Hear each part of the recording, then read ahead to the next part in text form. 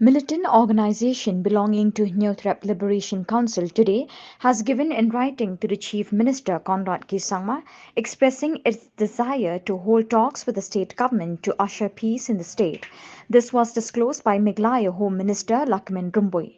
Speaking to the media, Rumbui informed that HNLC has given a written communication to the Chief Minister to hold an unconditional talk with the state government. The minister also informed that the state government has started the process of identifying the interlocutor to facilitate the talks between the militant organization and the state government.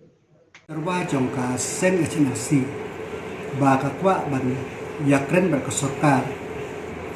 ka sarkar bakan thong ya kiksiang ki ban long hapden ban yakren te menin kasi ngila nagle ka sarkar ngila syang meeting bat hadin ka meeting tegi nagle ka sarkar ngi diam yakane kajiterwa bat kumba u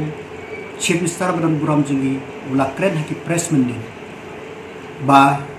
ngidon kam yaka formal communication ngidon kam yaka formal communication naki syaka sarkar bat hadin kata ka seng HNLC menega sni kalapha yaka shithi sha Chief Minister copy sha Deputy Chief Minister but sha Home Minister nakamta kaju baki kwa ba ka jingsuk kan sinsha hapo kini rilum khasi jaintia jongi bat kikwa ban yakren bat ke sarkar klaim dabu kendal